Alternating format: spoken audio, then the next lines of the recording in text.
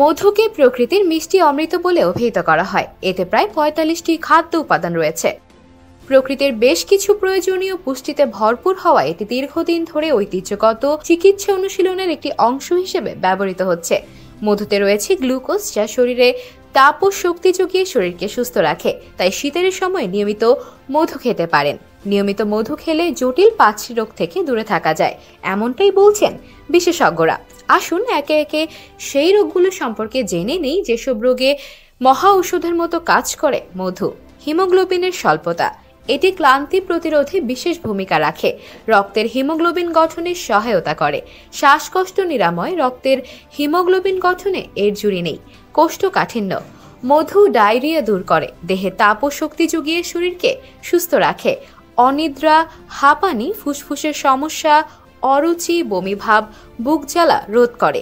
সারা জীবন ধরে বয়ে চলা কোষ্ঠকাঠিন্যের সমস্যা দূর করতে কাজ করে মধু। হৃদরোগ। মধু যদি সঠিক পরিমাণে গ্রহণে হৃদযন্ত্রের স্বাস্থ্য বাড়াতে সাহায্য করবে। প্রাকৃতিক মধুর ব্যবহার রক্তে পলিফোনিক অ্যান্টিঅক্সিডেন্ট বাড়াতে সাহায্য করে, যা হৃদরোগ প্রতিরোধে কার্যকরী ভূমিকা রাখে। কোলেস্টেরল নিয়ন্ত্রণ।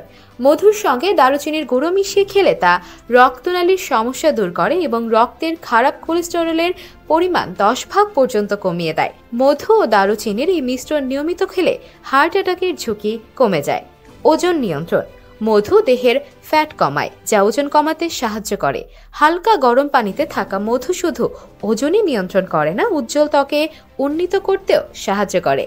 এছাড়াও নিয়মিত মধু খাওয়ার অভ্যাস শরীরে রোগ প্রতিরোধ ক্ষমতা বাড়ায়। এর অ্যান্টিঅক্সিডেন্ট, অ্যান্টি ইনফ্লেমেটরি এবং অ্যান্টিভাইরাল বৈশিষ্ট্যের কারণে সাধারণ ঠান্ডা, ফ্লু, কাশি এবং গলা ব্যথায় দারুণ কাজ করে মধু।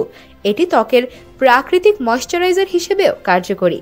যারা বদহজম, অ্যাসিডিটি সমস্যায় প্রায়ই ভোগেন তারা নিয়মিত মধু খেতে পারেন। মধু পেটের অম্লভাব কমিয়ে হজম প্রক্রিয়াও সহায়তা করে। তাই শীতের সময় মধু খাওয়ার অভ্যাস করতে পারেন। ফারিয়া আহমেদ তন্নি, আজকের দর্পণ।